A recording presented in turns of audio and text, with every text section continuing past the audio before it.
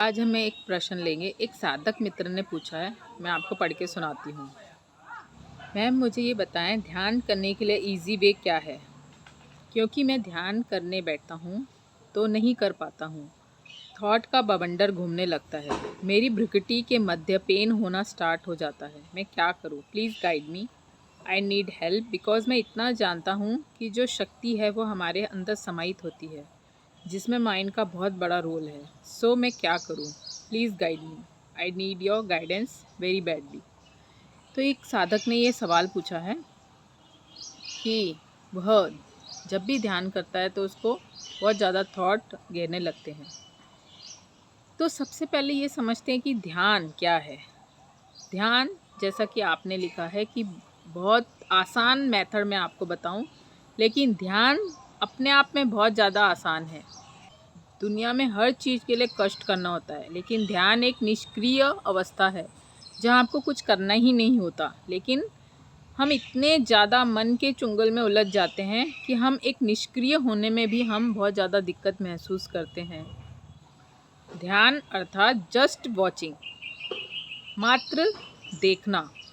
जो जैसा है उसको वैसे देखना, शरीर को देखना, मन को देखना, मन के चलते विचारों को देखना, बिना निर्णय लिए जो भी इस मोमेंट में घटना घट रही है, साक्षी भाव से उसको देखना, यही ध्यान है। बहुत आसान है, सिर्फ देखना है। आपके सामने से रोड से गाड़ियाँ निकल रही हैं जिनसे आपका कोई अटैचमेंट नहीं है, कोई आपसे उनसे लेना देना नहीं है, लेकिन हम मात्र देखते हैं। आती हैं, चली जाती हैं। आप रेलवे स्टेशन में ट्रेन देखते हैं, आती है, चली जाती है। जिसे आपको पकड़ना होता है आप पकड़ते हैं, बैठते हैं, निकल जाते हैं। इसके अलावा कई ऐसी ट्रेन होती हैं जिसका हमसे कोई लेना देना नहीं है, हमें उसमें सवार नहीं होना है, मात्र आती हैं, चली जाती हैं। विचार भी इसी तरीके से है। कई विचार अनगिनत ऐसे होते हैं जो आते हैं, चले जाते हैं, लेकिन जिन भी विचारों को आपने बहुत ज़्यादा ऊर्जा दी है, जहाँ आपका बहुत ज़्यादा फोकस है जिन चीज़ों में, वहाँ आप स्टक हो जाते हैं और उसी तरीके के विचार फिर बहुत ज़्यादा आने लगते हैं।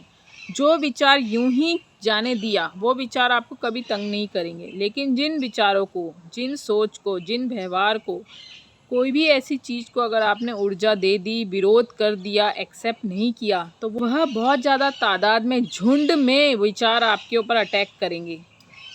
आप देखने की स्थिति में नहीं रहेंगे, आप मन में उलझ जाएंगे। देखना अर्थात, जब भी हम कहते हैं ध्यान अर्थात देखना, जस्ट वॉच, तो एक दूरी निर्मित होती है। आप सांसों को देख रहे हैं, एक थोड़ा सा गैप होता है, डिस्टेंस होता है, तभी हम उन विचारों को देख पाते हैं। अगर आप वो के अंदर भीतर इतने ज़्यादा विचार जब आपके ऊपर अटैक करते हैं तो वो डिस्टेंस ख़त्म हो जाता है, हम देखने में सक्षम नहीं रह पाते। तो इस दुनिया में ध्यान सबसे आसान चीज़ है।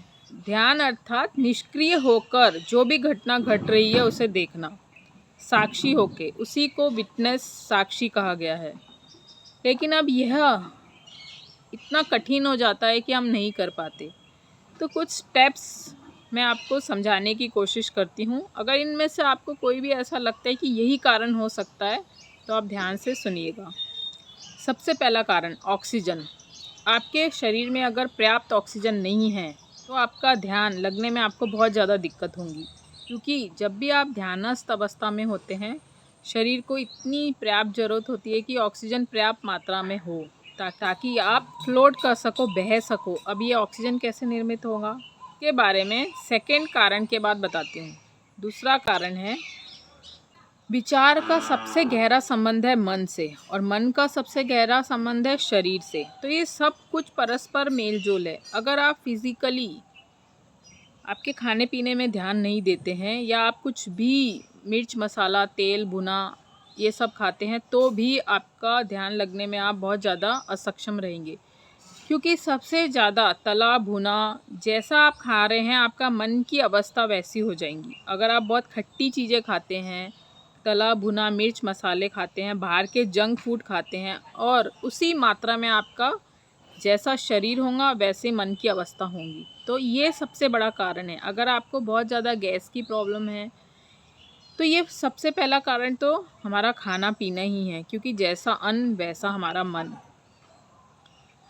पहला कारण हमने ऑक्सीजन समझा कि हमारे शरीर में ऑक्सीजन की मात्रा कम होगी। दूसरा कारण शरीर की कार्बोहाइड्रेट ज़्यादा आप खा रहे हैं तो आपके अंदर गैसीली चीज़ें ज़्यादा एक्टिव होगी।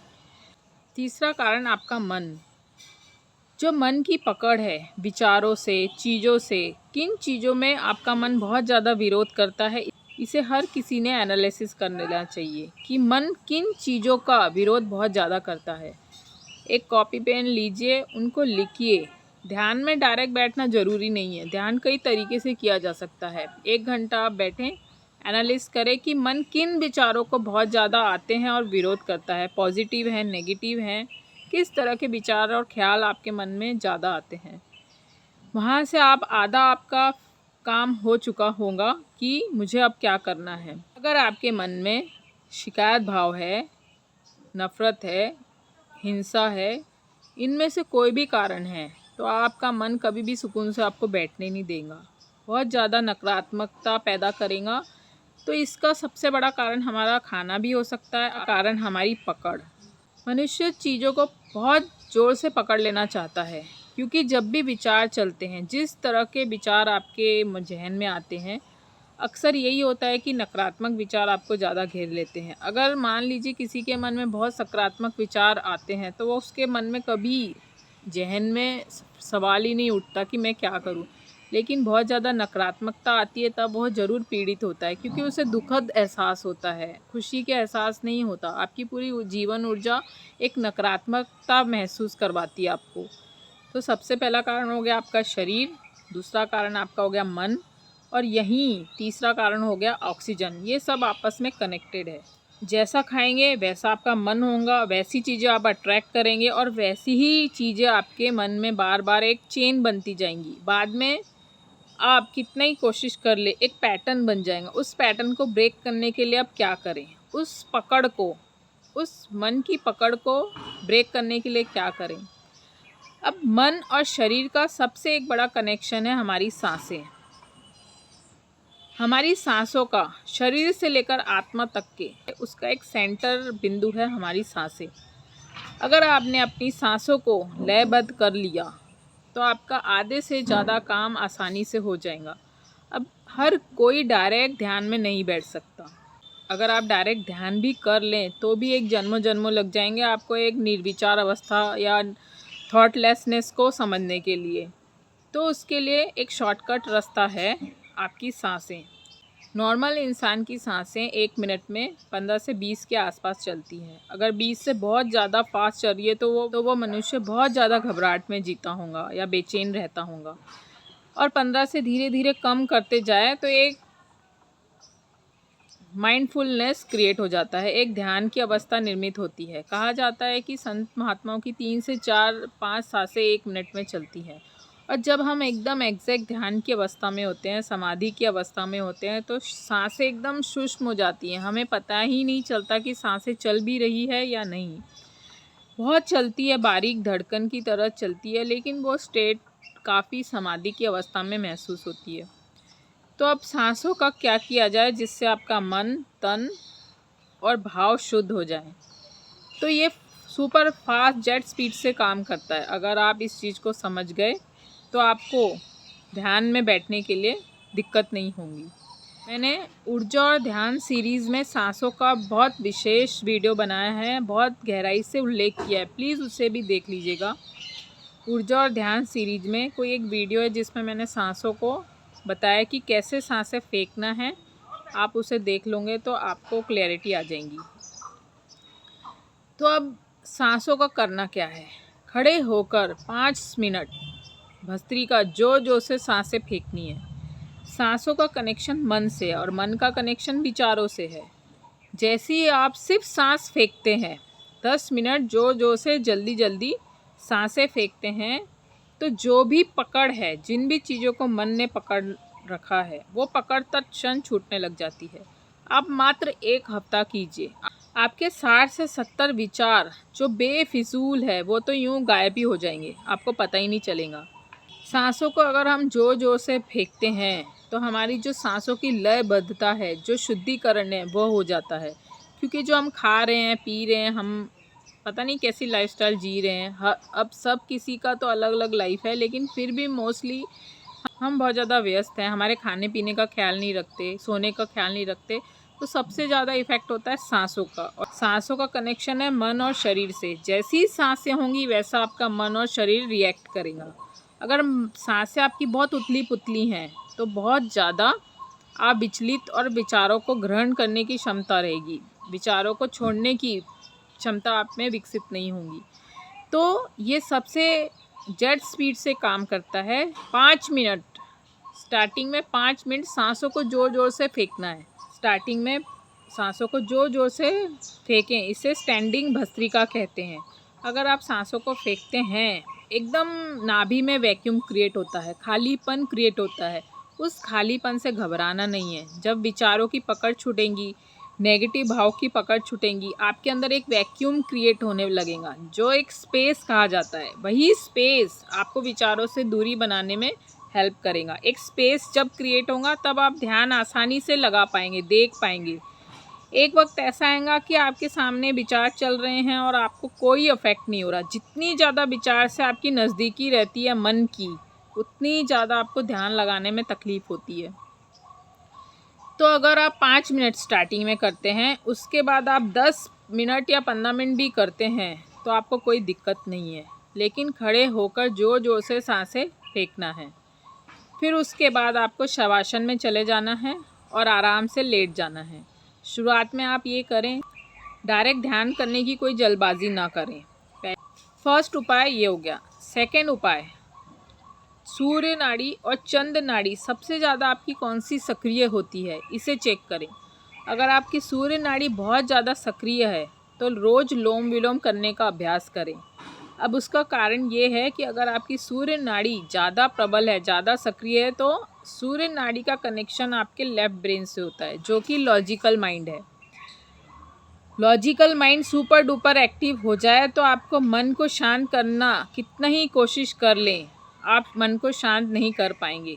सूर्य नाड़ी का कनेक्शन आपके लॉजिकल माइंड से होता है और चंद्र नाड़ी का कनेक्शन आपके राइट ब्रेन यानी कि प्रेजेंस ऑफ माइंड से होता है, जो इस मोमेंट में जीना चाहता है। जिसकी ज़्यादातर चंद्र नाड़ी एक्टिव रहती है वो प्रेजेंस ऑफ माइंड में इस मोमेंट में जीते हैं। उनको बहुत ज़्यादा चीज़ों से फ़र्क नहीं पड़ता। तो ये 2 बातें ध्यान में आप रख लेना। जैसे ही आप अपनी चंद्र नाड़ी और सूर्य नाड़ी को नाड़ी शोधन करते हैं, बैलेंस करते हैं, आपके आधे से ज़्यादा काम आपका ये प्रयोग से हो गया। जो बचा खुचा काम है ध्यान का, वह नॉर्मल जो हमारी ध्यान की प्रक्रिया है ध्यान में बैठने की, उसके बाद आप वो करें। क्योंकि स्टार्टिंग में जब भी आप ये प्रक्रियाएं करेंगे, ध्यान की विधियां करेंगे, एक क्रिया करेंगे, तो आपको बहुत ज़्यादा विचार आपके जो अंदर दबे हैं वो ऊपर आ जाएंगे। बस घबराना नहीं है, बेचैन नहीं होना है, जो भी आता है आने देना है। एटलीस्ट 3 मंथ तक आप ये प्रयोग करें। यकीनन 80 से 90% आपकी मन की बीमारियां और शरीर की बीमारियां भाग जाएंगी, जो हम बेफिजूल पकड़े हुए हैं। क्योंकि मन की आदत होती है पकड़ना, क्योंकि एक तो हम खाना भी बहुत दुरुस्त नहीं खा रहे और बहुत ज़्यादा हम नकारात्मकता भी बाहर से ले रहे हैं। तो हर चीज़ मिलकर ये एक ठोस नेगेटिव एनवायरनमेंट क्रिएट करते हैं, जिससे मन विचलित होता है और हम ध्यान में नहीं बैठ पाते हैं। दूसरी बात ये हो गई। तीसरी बात, खाने पीने में 2-4 दिन सिर्फ फ्रूट्स खाएं। तला भुना तेल का सब बंद कर दें। नॉर्मल उबली हुई सब्जियां हल्का सा नमक डाल के खाएं। यहाँ से भी आपका चित्त दशा बदल जाएगी। बहुत आसान है, ध्यान करना बहुत आसान है। समाधि की बात तो बहुत बड़ी है, लेकिन शुरुआती ध्यान करना बहुत सरल है। अपने चित्त को शांत करना बहुत आसान है। पहला उपाय भस्त्रिका का प्रयोग करें। दूसरा उपाय अपनी सूर्य और चंद्र नाड़ी को बैलेंस करें। तीसरा उपाय अपने खाने पीने में थोड़ा सा 1-आध हफ्ते का चेंज लेके आके देखें। सिर्फ फ्रूट्स खा लें या जो एकदम हल्की चीज़ें होती हैं वो खा लें। इन 3 चीज़ों से आपका 1 हफ्ते में आपको चेंजेस दिखने लग जाएंगे। डायरेक्ट ध्यान में ना बैठें। चौथी सबसे महत्वपूर्ण बात, जब आपको रात को सोते हैं तो कोई भी एक शांति प्रार्थना करके सोएं। मन में जो भी विरोध करने की प्रवृत्ति है पैटर्न बन गया है उसको ब्रेक करने के लिए सबसे अच्छा उपाय है मंगल प्रार्थना, शांति प्रार्थना। तो ये अगर अभ्यास आप करते हैं और या फिर कोई भी ऐसा मेडिटेशन करके सोते हैं जिससे मन शांत होने की एक आदत होती है, या फिर रात को सोते वक्त बहुत विचार चलते चलते अगर सोते हैं तो वो डबल टिबल अगले दिन आएंगे। वह एक पैटर्न ब्रेक करने के लिए रात को कोई भी एक 10-15-20 मिनट का मेडिटेशन करके सोइए। मेरे चैनल में भी बहुत अच्छे अच्छे मेडिटेशन अवेलेबल है, या आप कहीं से भी कैसे भी मेडिटेशन कर सकते हैं। ये 3-4 बातें अगर आप ध्यान से समझ लिए, दुनिया में सबसे अगर आसान है तो वह मात्र ध्यान है। जस्ट वॉच, मात्र देखना, इससे ज़्यादा आसान क्या हो सकता है। कोई भी ऐसी आसान टेक्निक मन के प्रपंचों को दूर करने की नहीं बनी है। कुछ उसके लिए एफर्ट स्टार्टिंग में ज़रूर करना होगा। बाद में आप जो आप बोल रहे हैं कि बहुत सरल तरीका, ऑटोमेटिक आप उस सरल वे में पहुंच जाएंगे। लेकिन स्टार्टिंग में कुछ थोड़ा बहुत आप एफर्ट लीजिए, बहुत ज़्यादा टाइम नहीं लगता। मैंने कुछ वीडियो में डाला है कि भस्त्री का प्रयोग कैसे करना है, कृपया उनको अवश्य देखिए। और आपने दूसरी बात ये कही है कि आपके भृकुटी में पेन होता है, तो आपने भृकुटी में आज्ञा चक्र में ध्यान बिल्कुल भी नहीं देना है। जब भी ध्यान करते हैं या तो हार्ट चक्र पे दें या तो नाभि पे दें, कहीं भी फोकस लगा के ध्यान नहीं देना है। स्टार्टिंग में जो जो चीज़ें कर सकते थे वो करिए। एक दिन अपने आप ऐसा वक्त आता है कि आपका ध्यान आज्ञा चक्र में होता है, आपको कोई प्रॉब्लम नहीं होती है। लेकिन डायरेक्ट ध्यान आज्ञा चक्र पर देकर कभी नहीं करना चाहिए। जो भी मैंने 3-4 आपको उपाय बताए हैं उन पर फोकस करिए।